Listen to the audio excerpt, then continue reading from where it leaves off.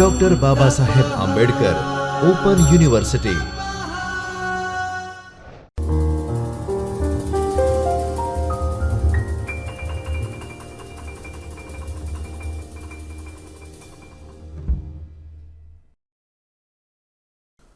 નમસ્કાર વિદ્યાર્થી મિત્રો, ડૉક્ટર બાબા સાહેબ આંબેડકર ઓપન યુનિવર્સિટીના ચૈતન્ય સ્ટુડિયોમાં હું ડૉક્ટર રામકુ ભેડા આપ સૌનું હાર્દિક સ્વાગત કરું છું.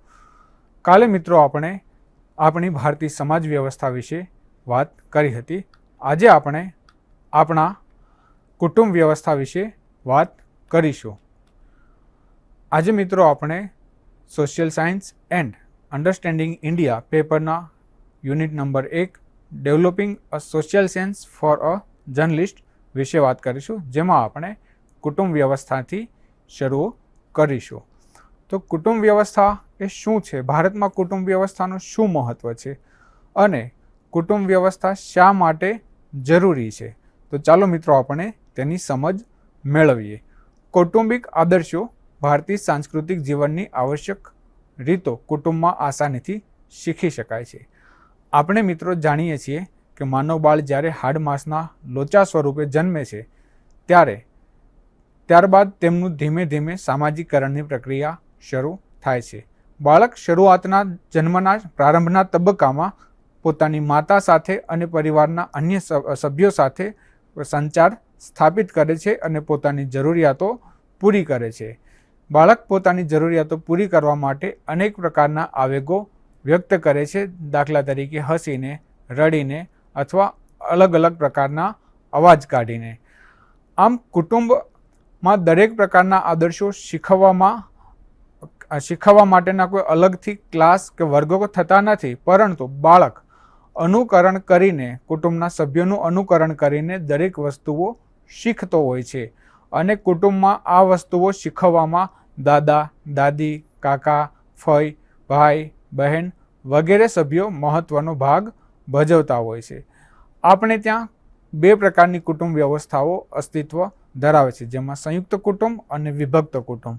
તો આપણે સંયુક્ત કુટુંબ અને વિભક્ત કુટુંબની પણ ચર્ચા વિસ્તારથી આગળ કરીશું. સંયુક્ત કુટુંબ એ આપણે ત્યાં ખૂબ જ મૂલ્યવાન સંસ્થા છે. આદર્શ રીતે જેમાં ઘણી પેઢીઓ રહે છે, જેઓ પોતાની જુદી જુદી જવાબદારીઓનું નિર્વહન કરતા હોય છે. તેમાં કોઈ ઘરકામ કરતું હોય છે, તો કોઈ ખેતી કામ કરતું હોય છે, તો કોઈ રસોઈ કરતું હોય છે, તો કોઈ પૂજા કે અન્ય દૈનિક કાર્યો કરતા હોય છે. તો આપણે જોઈએ તો આપણું સંયુક્ત કુટુંબ જે ગામડાઓમાં મોટાભાગે જોવા મળે છે, તો તેમાં કુટુંબના બધા જ સભ્યો એક પ્રકારનું કામ નથી કરતા હોતા. ઘરની મહિલાઓ હોય છે તો તેઓ ઘરકામ કે બાળકોનું પાલન પોષણ અને બાળકોના ઉછેરનું કાર્ય કરતી હોય છે. ઘરના પુરુષો તેમના ભરણ પોષણ માટે રોજગારલક્ષી કાર્યો કરતા હોય છે, જેમાં ખેતી, પશુપાલન કે અન્ય વ્યવસાયો સાથે તેઓ સંકળાયેલા હોય છે. આવા સંયુક્ત પરિવારોમાં પુરુષ, પત્ની, તેમના બાળકો, અપરિણિત પુત્રીઓ સાથે વંશ સાથે સંબંધિત પુરુષોનો પણ સમાવેશ થાય છે, જેમાં દાદા, દાદી, માતા, પિતા, પુરુષની પત્ની તેમજ તેમના બાળકો, નાના મોટા ભાઈ બહેન, અથવા મોટું સંયુક્ત કુટુંબ હોય તો તેમના પતિના પણ ભાઈઓ અને બહેનો સાથે રહેતા હોઈ શકે છે. તેથી કુટુંબ વ્યવસ્થામાં સંયુક્ત કુટુંબ એ સૌથી એક આદર્શ સંસ્થા છે. પત્ની સામાન્ય રીતે તેના પતિના સંબંધીઓ સાથે રહે છે. કે આપણે પિતૃસત્તાક સમાજમાં રહેતા હોય તો આપણે બધા જાણીએ છીએ કે સ્ત્રી પરણીને પોતાના સાસરીમાં પોતાના પતિના સંબંધીઓ સાથે રહેતા હોય છે. જો કે સ્ત્રીનો તેમના જન્મજાત પરિવાર એટલે કે તેમના પિતા પક્ષના પરિવાર સાથે તેમના મહત્વપૂર્ણ સંબંધો અને બંધનો જાળવી રાખતા હોય છે. જ્યારે માતૃસત્તાક કુટુંબ હોય છે તો તેમાં સ્ત્રી પોતાના પિયર પક્ષ એટલે કે પોતાના પિતાના ઘરે રહેતા હોય છે અને આ કુટુંબ માતૃસત્તાક અથવા પિતૃસત્તાક બંનેમાં જોવા મળતું હોય છે. ભારતના ઝડપથી આધુનિકરણમાં પણ પરંપરાગત સંયુક્ત ઘર મોટાભાગના ભારતીયો માટે આદર્શ અને વ્યવહાર બંનેમાં પ્રાથમિક સામાજિક બળ છે. આપણે આધુનિકરણની હરણફાળ અત્યારે ચાલી રહી છે, તેમાં પરંપરાગત સંયુક્ત ઘર મોટાભાગના ભારતીયો માટે આદર્શ બની રહ્યા છે. દાખલા તરીકે કોઈ પરિવાર આર્થિક રીતે કે સામાજિક રીતે વધુ પડતો આગળ હોય છે તો તેમાં તેમની કુટુંબ વ્યવસ્થા પણ મહત્વપૂર્ણ ભાગ ભજવતી હોય છે. મોટા પરિવારો આધુનિક ભારતીય જીવન માટે લવચીક અને સારી રીતે અનુકૂળ હોય છે, ખાસ કરીને 2/3થી વધુ ભારતીયો માટે કે જેઓ કૃષિ સાથે સંકળાયેલા છે. દાખલા તરીકે આપણે ગ્રામીણ સમાજમાં જોઈએ તો ગ્રામીણ સમાજમાં આપણને સંયુક્ત કુટુંબ વધુ પ્રમાણમાં જોવા મળતું હોય છે, જ્યારે શહેરી સમાજમાં સંયુક્ત કુટુંબની જગ્યાએ સંયુક્ત કુટુંબનું સ્થાન હવે ધીરે ધીરે વિભક્ત કુટુંબ લેતું જાય છે. એ કહેવું પણ અતિશયોક્તિ નથી. એટલે સમયની સાથે પરિવર્તન કુટુંબ વ્યવસ્થામાં પણ થતું રહે છે. હવે કૃષિ સાથે જે લોકો સંકળાયેલા હોય છે તે પરિવારોમાં સંયુક્ત કુટુંબ વધુ પ્રમાણમાં જોવા મળતું હોય છે. મોટાભાગના પ્રાથમિક રીતે કૃષિના વ્યવસાય સાથે સંકળાયેલા સમાજોની જેમ સહકારી સંબંધીઓ પરસ્પર આર્થિક સુરક્ષા પ્રદાન કરવામાં મદદ કરતા હોય છે. હવે દાખલા તરીકે સંયુક્ત કુટુંબમાં આપણે રહેતા લોકોને જોઈએ તો તેમાં કૃષિ સાથે સંકળાયેલા હોય છે અને એકાબીજાનો આર્થિક સહયોગ કરતા હોય છે. ઘરના બધા જ સંયુક્ત પરિવારમાં રહેતા લોકો બધા જ રોજગારલક્ષી કાર્યો કરતા હોતા નથી. તેથી આ પ્રકારની વ્યવસ્થા ચોક્કસ પ્રકારના આદર્શો જાળવી રાખે છે. સંયુક્ત કુટુંબ પણ શહેરોમાં સામાન્ય છે, જ્યાં રોજગાર અથવા નાણાકીય સહાય મેળવવા માટે સગપણના સંબંધો ઘણીવાર નિર્ણાયક હોય છે. હવે દાખલા તરીકે સંયુક્ત કુટુંબમાં શહેરોમાં પણ ઓછા પ્રમાણમાં જોવા મળે છે, છતાં પણ રોજગાર અને નાણાકીય સહાય મેળવવા માટેના સગપણના સંબંધો મદદરૂપ બનતા હોય છે. દાખલા તરીકે આપણે જોઈએ તો આપણે ત્યાં ઘણા સમાજોમાં એવી વ્યવસ્થાઓ છે કે જે પુરુષ હોય છે તે બહાર રોજગારલક્ષી કાર્યો મેળવવા માટે અથવા નોકરી કરવા માટે જાય છે અને પોતાના ઘરે પૈસા આપતા હોય છે. આવું આપણે ઘણી જગ્યાએ જોયું છે. ટાટા, બિરલા અને સારાભાઈ જેવા ઘણા અગ્રણી કુટુંબો સંયુક્ત કુટુંબ વ્યવસ્થા જાળવી રાખે છે, કારણ કે તેઓ મોટા નાણાકીય સામ્રાજ્યોને નિયંત્રિત કરવામાં સહકાર આપતા હોય છે. સંયુક્ત કુટુંબનો પ્રાચીન આદર્શ અને તેની શક્તિ જાળવી રાખે છે, પરંતુ આજની વાસ્તવિકતા એ છે કે રહેવાની વ્યવસ્થા વ્યાપકપણે બદલાય છે. હવે સંયુક્ત કુટુંબ છે તે આપણા પ્રાચીન જે આદર્શો હતા તેમને જાળવી રાખ્યા અને નવી શક્તિ પ્રદાન કરતા હતા. પણ આજે મિત્રો વાસ્તવિકતા એવી છે કે લોકોની ખાનપાન, પહેરવેશ વગેરે પ્રકારની વ્યવસ્થાઓમાં અને રીત રિવાજોમાં પરિવર્તનો આવ્યા છે. તેના લીધે સંયુક્ત કુટુંબ ધીરે ધીરે વિભક્ત કુટુંબનું રૂપ ધારણ કરી રહ્યા છે. આજે આપણે જોઈએ તો ઘણા ભારતીય પરિવારો તેમના અપરિણિત બાળકો સાથે પણ વિભક્ત રહે છે, એટલે કે મમ્મી પપ્પાથી અલગ રહે છે અથવા પોતાના પરિણિત ભાઈઓ અને બહેનોથી પણ અલગ રહે છે. તો આ પ્રકારની વ્યવસ્થાઓ આપણા સમાજમાં આપણને જોવા મળે છે. મોટે ભાગે સંબંધીઓના સમૂહો પાડોશીઓ તરીકે રહે છે. તેમની સગપણની જવાબદારીઓને સહેલાઈથી તેઓ પ્રતિસાદ આપતા આપણને જોવા મળે છે. આપણે મિત્રો જોઈએ તો ગ્રામીણ સમાજમાં કે શહેરી સમાજમાં તેમના જે પ્રથમ રક્ત શ્રેણીના સંબંધો હોય છે તે આજુબાજુ પાડોશીઓ તરીકે રહેતા હોય છે. દાખલા તરીકે ગામડામાં આપણે જોઈએ તો જે પૈતૃક સંપત્તિ હોય છે તેમાં વિભાજન થવાથી અલગ અલગ ભાઈઓના ભાગમાં અલગ અલગ સંપત્તિ આવતી હોય છે, તો તેઓ અલગ દૂર દૂર રહેવા જવાની જગ્યાએ પોતાના પડોશમાં જ રહેતા હોય છે અને એકાબીજાની જરૂરિયાત પ્રમાણે સામાજિક, આર્થિક કે આરોગ્યના કટોકટી સમયે એકાબીજાને મદદ કરતા હોય છે અને પ્રતિસાદ આપતા હોય છે. સંયુક્ત પરિવારો સામાન્ય રીતે નાના એકમોમાં વિભાજિત થાય છે, જે એક શાશ્વત ચક્ર ચાલુ રાખીને ધીમે ધીમે નવા સંયુક્ત કુટુંબોમાં વૃદ્ધિ પામે છે. આપણે જેમ વાત કરી તેમ આજે બે બાળકો માતા પિતા સાથે રહેતા હોય છે, તો બંને બાળકોના મેરેજ થાય ત્યાં સુધી તેઓ સંયુક્ત કુટુંબમાં રહેતા હોય છે. ધીરે ધીરે બંને દીકરાઓના લગ્ન થતાં તેઓ નવા કુટુંબમાં એટલે કે વિભક્ત કુટુંબમાં રહેવા જાય છે અને ત્યાંથી તેમની સંતતિ થાય છે અને નવા સંયુક્ત કુટુંબનો જન્મ થાય છે. તો સંયુક્ત કુટુંબમાંથી વિભક્ત કુટુંબ અને વિભક્ત કુટુંબમાંથી સંયુક્ત કુટુંબની વૃદ્ધિ થતી હોય એમ આપણે કહી શકીએ.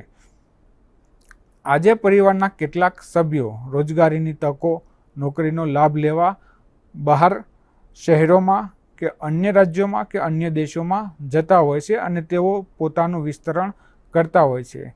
હવે જે તે સ્થળ ઉપર જઈને તેઓ રોજગારમાંથી પૈસા કમાઈને પોતાના ગામમાં પોતાના માતા પિતાને પૈસાની કે આર્થિક મદદ કરતા હોય છે અને કુટુંબમાં પોતાનું યોગદાન આપતા હોય છે.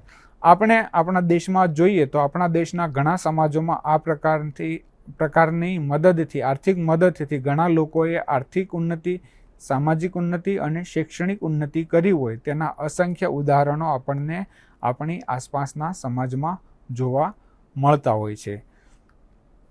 અને આ બધું આપણે સામાન્ય રીતે રોજબરોજની જિંદગીમાં જોઈએ પણ છીએ અને સાંભળીએ પણ છીએ કે આપણે ઘણીવાર કોઈ જગ્યાએ ભેગા થઈએ તો ઘણા લોકો કહેતા હોય છે કે ફલાણા એક્સ વ્યક્તિએ વાય વ્યક્તિની મદદ કરીને સારી રીતે આર્થિક ઉન્નતિ કરી.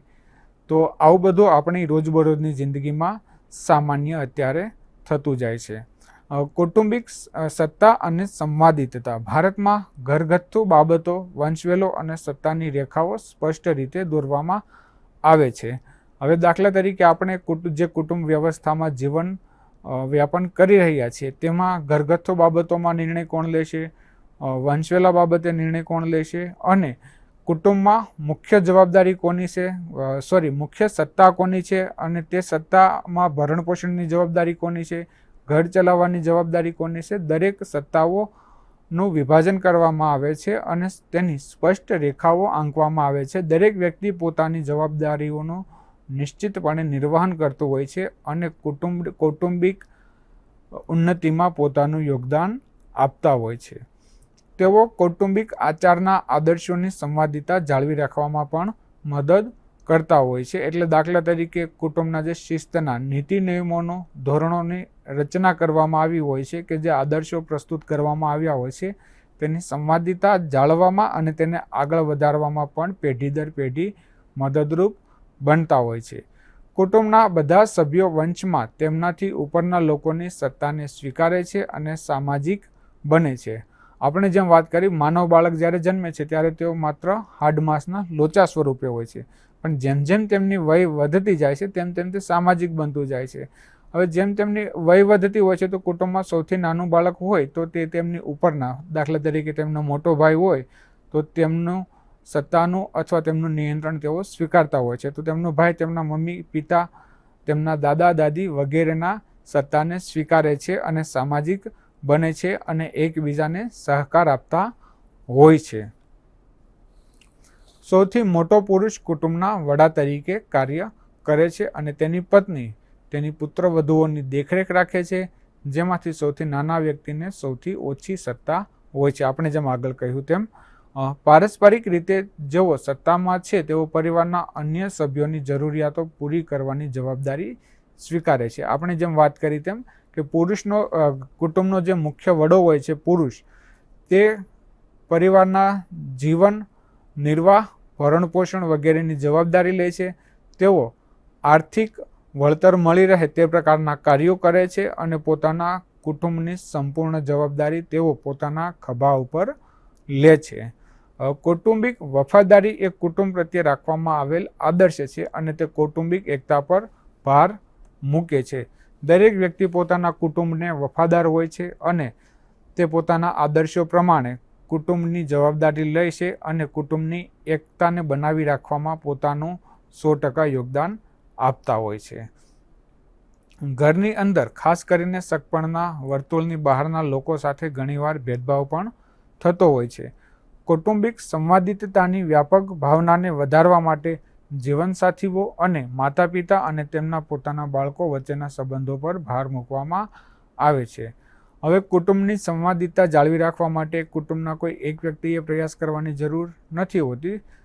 સંવાદિતતા જાળવવા માટે સૌએ સહિયારા પ્રયાસો કરવાના હોય છે અને સહિયારા પ્રયાસોથી જ કુટુંબમાં સંવાદિતતા, સાતત્યતા અને એકતા બની રહેતી હોય છે.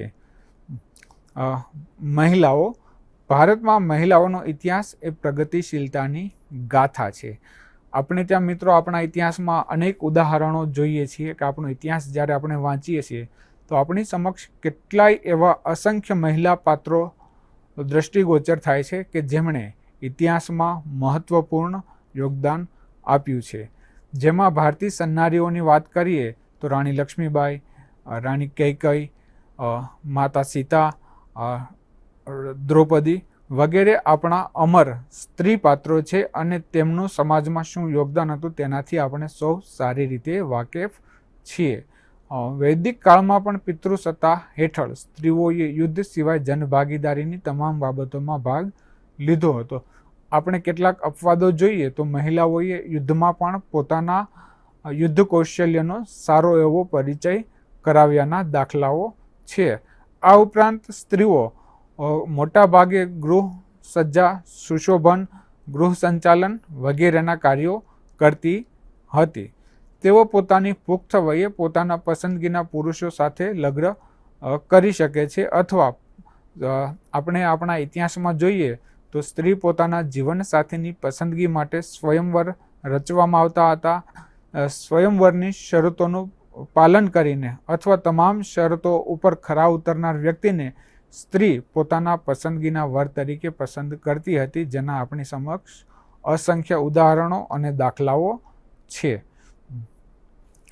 કેટલીક અંગત મિલકત, સ્ત્રીધન સિવાય તેઓ કોઈ મિલકત માટે આપણી સમાજ વ્યવસ્થાઓમાં હકદાર ન હતા. પ્રારંભિક મધ્યયુગીન સમયગાળાના વિવિધ સંપ્રદાયના સંતોએ તેમના સંપ્રદાયમાં સ્ત્રીને મહત્વપૂર્ણ સ્થાન આપ્યું અને સ્ત્રી સંન્યાસીઓના આદર્શોને સ્થાપિત કર્યા હતા.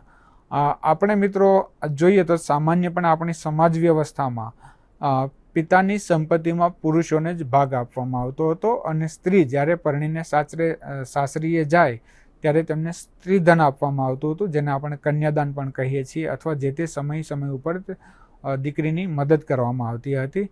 પરંતુ આજે આપણા દેશમાં આઝાદ થયો જ્યારથી ભારતીય બંધારણ અમલમાં આવ્યું ત્યારથી પિતાની સંપત્તિ ઉપર સ્ત્રીઓ અને પુરુષોને સૌને સમાન અધિકાર આપવામાં આવ્યો છે. પણ અત્યારે આપણે જ્યારે સ્ત્રીઓના વિકાસની અને મહિલાઓની સ્થિતિની વાત કરીએ છીએ ત્યારે આપણે તેની સમગ્રલક્ષી સ્થિતિનું મૂલ્યાંકન કરવું જોઈએ, જેમાં ખાસ કરીને પહેલાંના સમયમાં સ્ત્રીઓના મિલકત માટેની વાત આપણે અહીં કરીએ છીએ.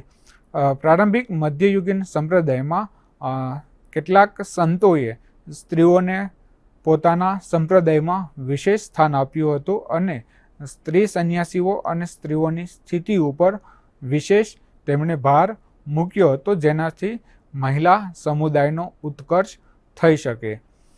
સામાન્ય રીતે પ્રારંભિક ઐતિહાસિક અને પ્રારંભિક મધ્યયુગીન સમયગાળા દરમિયાન મહિલાઓને કોઈ પણ બૌદ્ધિક પ્રવૃત્તિ હાથ ધરવા માટે પ્રોત્સાહનનું પ્રમાણ ઓછું હતું. દાખલા તરીકે આપણે જોઈએ તો મહિલા વ્યવસાયિકો કે ઉદ્યોગ સાહસિકો કે મહિલાઓ અન્ય ક્ષેત્રો સાથે સંકળાયેલી ન હતી. તેમનું મુખ્ય કામ લગ્ન કરી અને સંતતિ આગળ વધારવાનું અથવા પુરુષનો વંશવેલો આગળ વધારવાનું હતું. તે ઉપરાંત તેઓ ઘરકામ કરતી અને પોતાના બાળકોનું ભરણ પોષણ કરવાનું કાર્ય કરતી હતી. આપણે જોઈએ તો ઉચ્ચ જાતિની કેટલીક મહિલાઓ સામાન્ય એટલે કે પ્રાથમિક શિક્ષણ મેળવ્યું હતું. તેમાંની કેટલીક મહિલાઓ જેમણે કવિઓ અને નાટ્યકારો તરીકે ઉલ્લેખનીય કામગીરી કરેલી છે, જેના આપણી સમક્ષ ઉદાહરણો છે. સંસ્કૃત સાહિત્ય નાટકોમાં મુખ્યત્વે સ્ત્રી પાત્રોને વારંવાર કાવ્ય, ગીત ગાયન, કાવ્યલેખન સાથે સંકળાયેલા વર્ણવવામાં આવ્યા છે. તો જે સાહિત્ય છે એ એક પ્રકારનું સામાજિક પ્રતિબિંબ છે. તેથી સંસ્કૃત સાહિત્યમાં મહિલાઓને કાવ્યપાઠ, કાવ્યરચના કે લેખન સાથેના વ્યવસાય સાથે સંકળાયેલા દર્શાવવામાં આવ્યા હતા. મધ્યયુગીન કાળમાં અને તાજેતરના સમય સુધી સંગીત અને નૃત્યને ઉચ્ચ જાતિની સ્ત્રીઓ માટે અયોગ્ય માનવામાં આવતું હતું, પરંતુ વર્તમાનમાં આવું કોઈ બંધનો નથી. દરેક સ્ત્રી પોતાની રુચિ પ્રમાણે પોતાનો વ્યવસાય શીખી શકે છે અને કરી પણ શકે છે. માત્ર 50 જાતિની સ્ત્રીઓ અને નગરવધુઓ દ્વારા સંગીત અને નૃત્યનો અભ્યાસ કરવામાં આવતો હતો. વિધવા પુનઃલગ્ન અનુમતિ પાત્ર ન હતા, પરંતુ અમુક કિસ્સાઓમાં વિધવાઓના મિલકતના અધિકારોને માન્યતા આપવામાં આવતી હતી. આપણે જોઈએ તો મિત્રો પુનઃલગ્નની શરૂઆત ગુજરાતમાં અને ભારતમાં બહુ વર્ષો જૂની નથી. આપણે ત્યાં ગુજરાતમાં આ અંગેની ચળવળ કવિ નર્મદે ચલાવી હતી. ત્યારબાદ સમગ્ર ભારતમાં આ પ્રકારની ચળવળ રાજા રામમોહન રાય દ્વારા ચલાવવામાં આવી હતી. જાતિઓ અને વર્ગોનું વિભાજન. મોટા ભાગના આપણા ભારતીયો આપણે જોઈએ તો તેઓ ગામડાઓમાં રહે છે અને ત્યાં વસવાટ કરે છે, જ્યાં તેઓ ચોક્કસ જાતિ અને વર્ગ સાથે જોડાયેલા છે. સામાન્ય રીતે જમીન ધારકો ઉચ્ચ જાતિના લોકો હોય છે અને નાના પાયાના ખેડૂતો મધ્યમ જાતિના હોય છે, જ્યારે જમીન વિહોણા મજૂરો સામાન્ય રીતે સૌથી નીચા દરજ્જાની જાતિના હોય છે. તો આપણે આપણી જે જ્ઞાતિ વ્યવસ્થા છે ભારતમાં, તેનું નિરૂપણ અહીં થાય છે કે દાખલા તરીકે આપણે જોઈએ તો મોટા ભાગના જે જમીનદારો હતા તે આપણે જેને સો કોલ્ડ સવર્ણ વર્ગ કહીએ છીએ તે જાતિના હતા, અથવા તેમની પાસે સારા એવા પ્રમાણમાં સંસાધનો ઉપલબ્ધ હતા, જ્યારે સામાન્ય ખેડૂતો પાસે મધ્યમ વર્ગના ખેડૂતો પાસે એટલા સંસાધનોની ઉપલબ્ધતા ન હતી. જ્યારે જમીન વિહોણા મજૂરો આ પ્રકારના વ્યવસાય ખેતીના વ્યવસાય સાથે સંકળાયેલા લોકોની ખેતીમાં મજૂરી કરતા હતા અથવા અનેક બીજા પ્રકારના ખેતી સાથે સંકળાયેલા વ્યવસાયમાં મજૂરી કરીને પોતાનું ગુજરાન ચલાવતા હતા. આજે પણ આ વ્યવસ્થા આપણા દેશમાં અમુક ભાગમાં જોવા મળે છે, ખાસ કરીને ગ્રામીણ સમાજમાં. પણ હા, ઉચ્ચ નીચના ભેદભાવ ક્યાંક ને ક્યાંક અત્યારના સમયમાં લુપ્ત થતા આપણને જોવા મળે છે અને તેમને કાનૂની સંરક્ષણ હોવાથી આ પ્રકારની વ્યવસ્થા આપણે ત્યાં વર્તમાનમાં એટલી પ્રભાવક રહી નથી. આ જૂથો ગ્રામીણ વિસ્તારોમાં ત્રિસ્તરીય વર્ગ પ્રણાલીની રચના કરે છે અને જૂથોના સભ્યો તેમની આર્થિક અને રાજકીય શક્તિને વધારવા માટે જ્ઞાતિ રેખાઓ પરના પ્રદેશોમાં એક સાથે પ્રયાસ કરી રહ્યા છે. આજે મિત્રો આપણે જોઈએ તો દરેક જ્ઞાતિ પોતાનું રાજકીય અને સામાજિક અને આર્થિક શક્તિ વધારવા માટે પોતાના જ્ઞાતિની કે જ્ઞાતિવાદનો ઉપયોગ કરી રહ્યા છે અને પોતાના જ્ઞાતિના અને સંખ્યાબળના આધારે રાજકીય ભાગીદારી અને આર્થિક ભાગીદારીની માંગ કરી રહ્યા છે. શહેરોમાં લોકો વર્ગ જ્ઞાતિની રેખાઓના જોડાણ ઓછું હોય છે, કારણ કે નિહિત હિતો જાતિની સીમાઓને મજબૂત રીતે ઓળંગે છે. આપણે જોઈએ મિત્રો તો શહેરી સમાજમાં વ્યક્તિ મહત્વનો હોય છે, વ્યક્તિની જ્ઞાતિ મહત્વની નથી હોતી. શહેરોમાં વ્યક્તિ પોતાના ચોક્કસ હિતોને સાધવા માટે જ્ઞાતિને મહત્વ નથી આપતો, પણ સામેના વ્યક્તિને મહત્વ આપતો હોય છે. તેથી શહેરોમાં જ્ઞાતિવાદ ક્યાંક ને ક્યાંક ઢીલો પડતો અથવા ઓછો થતો હોય તેવું આપણે કહી શકીએ છીએ. સમગ્ર ભારતને જોતા વર્ગોની વ્યાખ્યા કરવી મુશ્કેલ છે, જેના કાર્ય અસ્પષ્ટ ધોરણો સાથે પ્રચલિત છે. દાખલા તરીકે આપણને કોઈ વર્ગની વ્યાખ્યા કરવાનું કહે તો તેમની વ્યાખ્યા કરવી ખૂબ જ મુશ્કેલ છે. તેની કોઈ સ્પષ્ટ રૂપરેખા આપણી સમક્ષ નથી કે તેના કોઈ ધોરણો આપણી સમક્ષ ઉપલબ્ધ નથી. વિવિધ અંદાજો અનુસાર ઉચ્ચ વર્ગની વસ્તી લગભગ કુલ વસ્તીના 15% આસપાસ હશે, જેમાં શ્રીમંતો, મિલકતના માલિકો, ઉદ્યોગપતિઓ, પૂર્વ રાજવીઓ, ઉચ્ચ અધિકારીઓ અને સમૃદ્ધ ઉદ્યોગ સાહસિકોનો સમાવેશ થાય છે. તેમની થોડી નીચે ઉચ્ચ મધ્યમ વર્ગના લાખો લોકો છે, જેના બીજા છેડે ભારતની લગભગ અડધી વસ્તી છે, જેમાં કામદારો, લાખો અત્યંત ગરીબ લોકોનો સમાવેશ થાય છે. તો આપણી જે સામાજિક અસમાનતા, આર્થિક, સામાજિક અને રાજકીય અસમાનતા છે તેની આપણે વાત કરીએ તો દેશની 15% વસ્તી આબાદી પાસે મોટાભાગના રિસોર્સ છે, જ્યારે દેશના લાખો કરોડો મધ્યમ વર્ગના લોકો પાસે તેમની તુલનામાં ઓછા સંસાધનો છે અને કામદાર અને અત્યંત ગરીબ લોકો પાસે ખાવા પૂરતું અન્નની પણ વ્યવસ્થા નથી. તેની વ્યવસ્થા પણ આપણી ભારત સરકાર દ્વારા કે રાજ્ય સરકાર દ્વારા કરવામાં આવે છે. જેઓ અપૂરતી સુવિધાઓ જેવી કે આવાસ, શિક્ષણ અને અન્ય ઘણી આર્થિક મુશ્કેલીઓ સહન કરે છે. આપણે જોયું આગળ કે આપણા દેશમાં ઘણા લોકો પાસે ખાવા માટે અન્નની પણ સારી એવી વ્યવસ્થાઓ નથી, તો શિક્ષણ, આવાસ અને આર્થિક મુશ્કેલીઓ તેમની પાસે કેટલી હશે તેનો આપણે અંદાજો લગાવી શકીએ છીએ. પરંતુ દેશનો મોટો સમૂહ વિકાસ એ પરંતુ દેશનો મોટો સમૂહનો વિકાસ એ સમૃદ્ધ મધ્યમ વર્ગનું ઝડપી વિસ્તરણ છે, જે દેશની રાજકીય અને આર્થિક દિશાને વધુ નિર્ધારિત કરે છે. આજે મિત્રો આપણે જોઈએ તો આપણા દેશમાં મધ્યમ વર્ગ સૌથી વધુ ઝડપથી આર્થિક અને સામાજિક તરક્કી કરી રહ્યો છે, જે તેમનું વિસ્તરણ દેશની આર્થિક દિશાને વધુ નિર્ધારિત કરે છે. આ જૂથમાં સમૃદ્ધ ખેડૂતો, વ્હાઇટ કોલર કામદારો, વ્યાવસાયિક લોકો, લશ્કરી કર્મચારીઓ અને અન્ય ઘણા લોકોનો સમાવેશ થાય છે, જે બધા યોગ્ય ઘરો, સારી આવક, શિક્ષિત અને તંદુરસ્ત જીવનનો આનંદ માણે છે.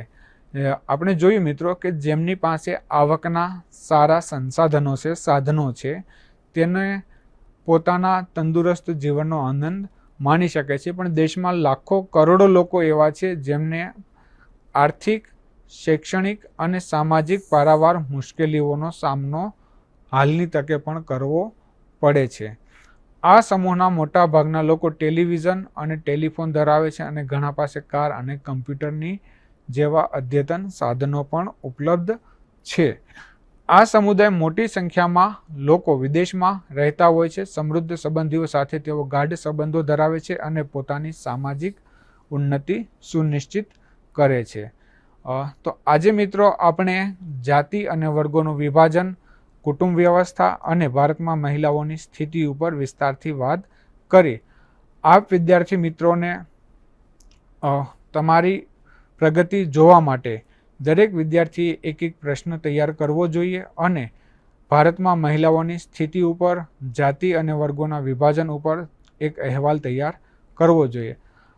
આપણે મિત્રો નવા વિષય સાથે ફરી મળીશું. ત્યાં સુધી આપ મને રજા આપશો. ધન્યવાદ મિત્રો. સ્વાધ્યાયઃ પરમ